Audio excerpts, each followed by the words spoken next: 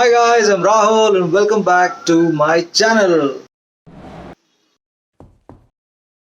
अरे भाई, हिंदी में तो बात करो, इंग्लिश हमें समझ में नहीं आता है. What is PP? What is it used for? Where can I buy PP? Can PP be used for gill fluke and anchorworm treatment? How to do the PP treatment? Can PP be done for all kind of fishes? What is the dosage of PP? Does potassium permanganate kill all the beneficial bacteria in your filtration? Whoa, that's like too many questions, right? So if you want answers for all of these questions, don't forget to watch this video. I've explained most of it in detail after the trailer. Stay tuned and see you on the other side. Hey, just a second. Before getting into the video, if you want to jump to a specific content, I have put timestamps in the video's description. So do check it out and go to your specific content so you don't need to skip. Yeah. So if you don't want to see a lot of stuff, go to the description. Timestamps are mentioned so you can go to the specific topic that you want to know. Check it out.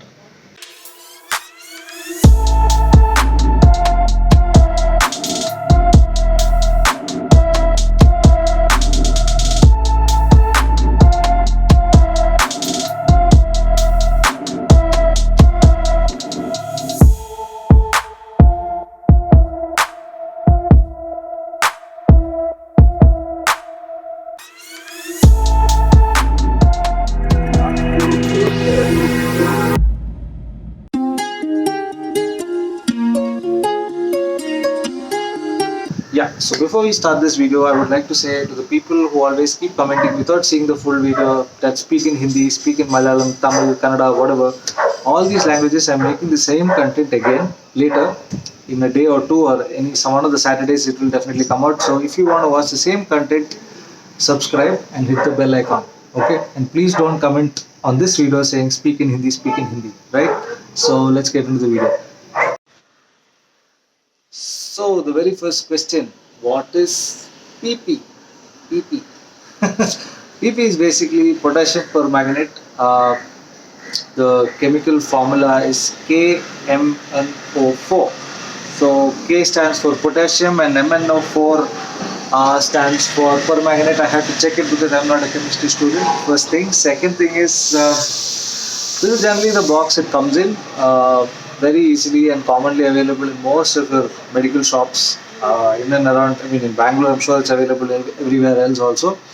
So mainly it's like a disinfectant where you can use it for cleaning out your tanks when you're talking about the fish hobby. So we're talking only in that context. So you can use it for disinfecting your new tanks. That's what I personally do. So when I start off a new tank, I fill up the water fully, and then that also takes care of the leak test, as well as I put in a lot of potassium permanganate, so the tank is completely disinfected in case any kind of chemicals are left from the silicone and whatever the tank's made, and the tank is getting made.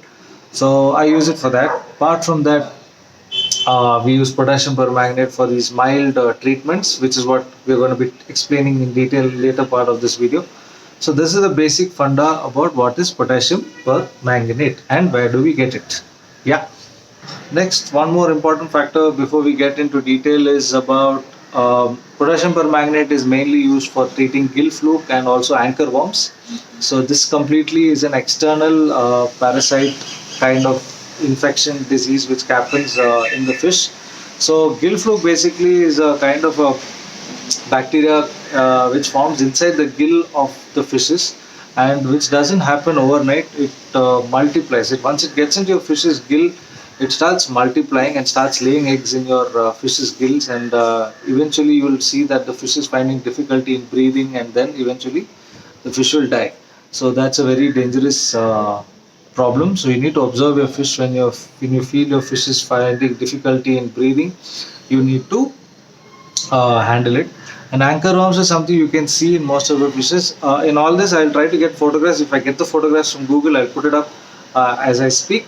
So anchor worms again is an external parasite which comes onto the fishes, and we can use potassium permanganate basically for getting rid of these external parasites. Yeah, and potassium permanganate, like I said earlier, also it is mainly for external use, not for internal use. And it's a very strong chemical, so it has to be used very carefully. It's not something which can be just used just like that. Yeah. Okay, one of the questions which I initially spoke was, does it kill the beneficial bacteria in your filtration? Yes, it kills everything. It kills any kind of bacteria inside your tank, inside your filter, everything. So that's why I said it's like a complete killer. It kills out everything. So if you're doing a PP treatment for the entire tank, you need to have these beneficial bacteria liquids in handy so you can cycle the tank, because you already have fishes. So it will kill out everything.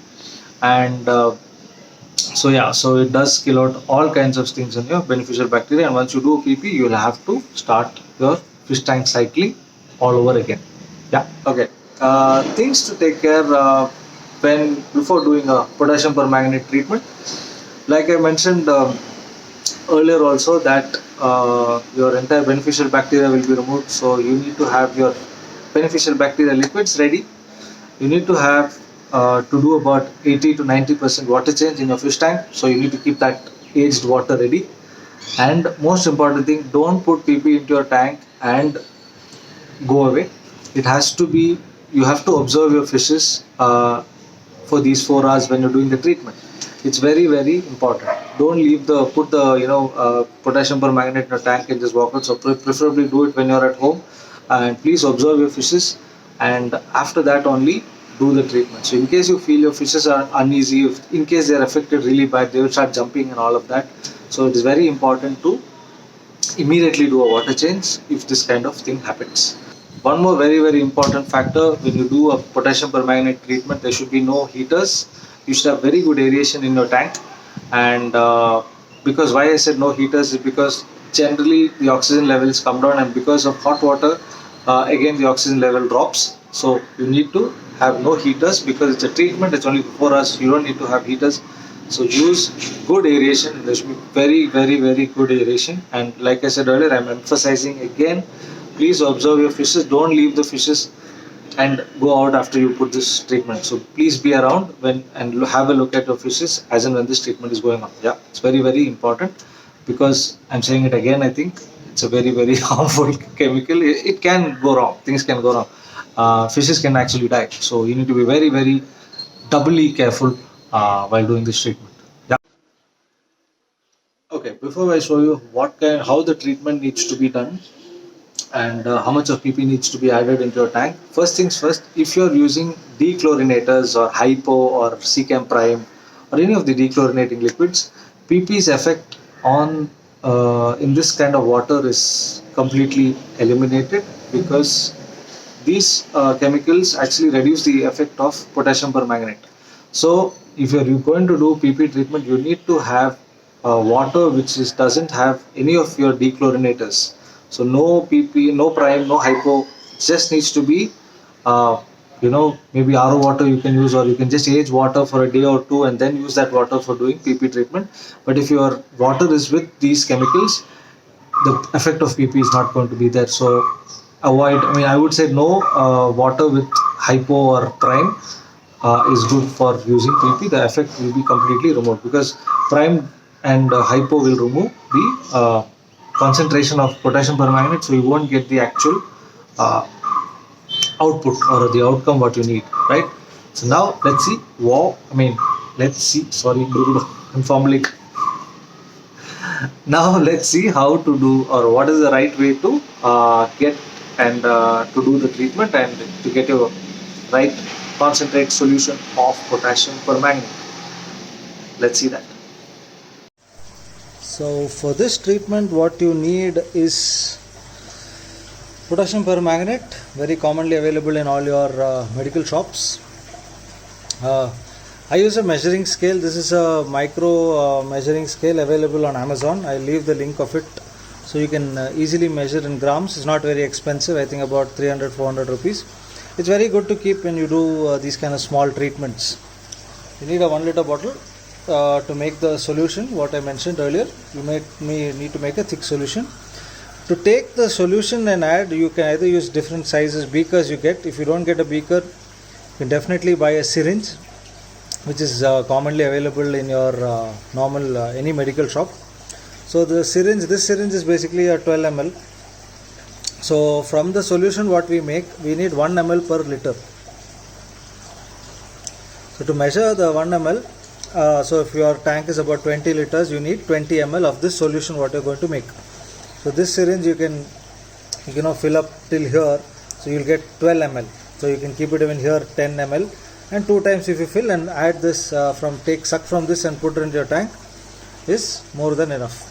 So this is very easily available. I generally have a beaker because I picked it up. So to make the solution, what we need is we need to take 2 grams of potassium permanganate. So you can see the scale is in 0.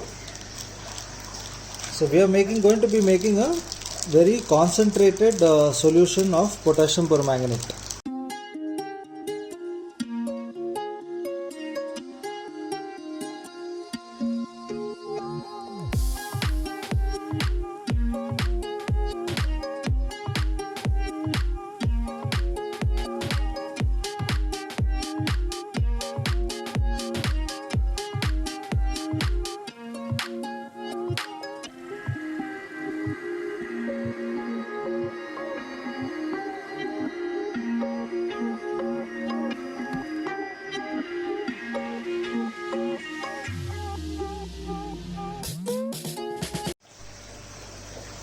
So the mix is ready.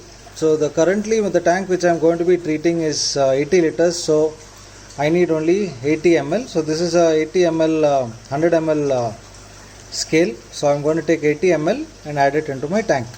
Okay. So depending on your tank size, you need to find out how many liters. So this is like a concentrated solution, and this is going to last for about 4 hours. That's all. So in case you want to disinfect any of your equipments or your nets and siphons, you can use this solution to disinfect. But currently my usage is just I need only 80 ml, so I'm going to take only that much. I made so much of a solution mainly because I had to make this video. Yeah.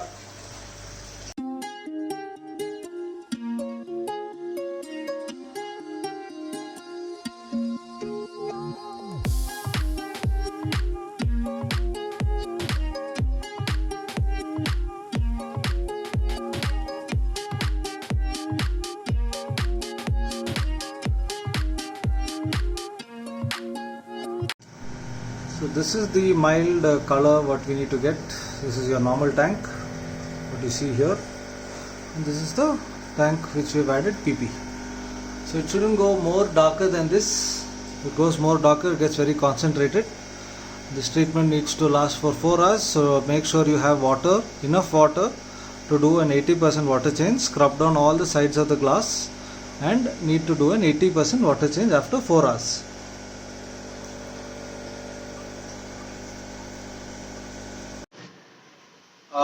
Things to do after your potassium permanganate treatment. Like I said just before, keep water ready for your doing a 90% water change. Wipe out all the sides of your glass, especially the silicone area and all of that, and clean the tank. Wipe the tank out completely before you remove the water which has got potassium permanganate, and then do a 90% water change. That is when, in case something is stuck even in the corners of the glass, that also you are removing it out. Yeah, so that is something you need to do. And very important, I already mentioned this earlier, beneficial bacteria needs to be added back into the tank once you have your filtration running, because PP kills everything. Be careful. So like you already saw how the treatment has to be done for your fish tank. We already showed that, and what is the dosage required for it. So when you're coming back to gill flukes, what we spoke earlier, gill flukes is a very dangerous thing which happens inside your fish's gill, which I already mentioned. So ideally, if your fish is affected with gill flukes, you will have to repeat this PP treatment after 6 to 8 days, because gill fluke has the tendency to lay eggs inside your fish's gills. So when you do the first round of potassium permanganate treatment, the first whatever is alive will die, and the eggs, because they are molded with a shell, they will not be affected. So they will kind of hatch out in about 5 5 to 6 days. So when you do the second treatment and the 6th, 7th or 8th day, whatever, about a week's time later, then you eliminate that also. So personally, I do again after 7 days. So about 3 times of PP in intervals of 6 to 8 days or 7 to 8 days is ideal. That's when you are kind of eradicating or removing the entire gill fluke issue.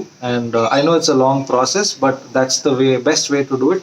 So 2 times is okay, but 3 times will be ideal. That's what I personally do, because then you're sure that nothing is left over in the fish's gills, right? So you're completely eliminating that portion of it. Yeah. Can PP be done for all kind of fishes? I would personally say no, because I don't think the smaller fishes like guppies and tetras and all can handle it, because it's pretty strong, like I mentioned earlier. So it's a very strong chemical. So there is a way to use it, and not every fish can handle it. So I've tried it personally with Fwrapper and discus. So I'm sure you can use it for them, but in the right way. Saying it again, it has to be done in the right way. It cannot be just taken and dumped into a fish tank. So please follow the procedures what we've shown in this video. It's very, very important. And I'm saying this again and again, it is a very dangerous chemical, so you need to be very careful while using it. Yeah. And if you have any specific fish, I think it's better you Google it and check. But I don't think it can be done for all fishes. So please check before you do this treatment for any other fish. Discus, Fwrapper, and I think the generic cichlids can handle it. But I'm not sure about small fishes and the others. I'm not really sure, because I have not done it personally, so I wouldn't comment on it. Yeah. But I would personally say do your research before you do this treatment for any of the other fishes. Yeah. So hope I answered all the questions what I initially asked, and I've cleared most of the doubts. So these are the questions which I've always got when I started the channel. So yeah, hope you guys like the video, and stay tuned and subscribe to the channel. I'm releasing the same video in all the other 4 languages, either tomorrow or the next Saturday. One of the Saturdays is going to come out soon. So stay tuned and subscribe if you guys want to see the same content in the other 4 languages that we make videos. So do follow us on Instagram, and so it's better to interact. I mentioned this earlier also. All the handles are mentioned in the video's description. So yeah, I've been saying this in all my latest videos. The pandemic is not gone anywhere. So stay safe, wash your hands, inhale every day, and avoid going out. So the pandemic is really getting on to us. So be very careful, and stay safe, and take care of your loved ones. Until our next video, bye bye. And I've already made yeah, okay, this happens. I'm gonna take 2. Yeah. So before we get into details of this video, I would like to say that cut. Sorry. Things. Okay, there's a tractor going. Problems when you shoot outside. Whoa, that was loud.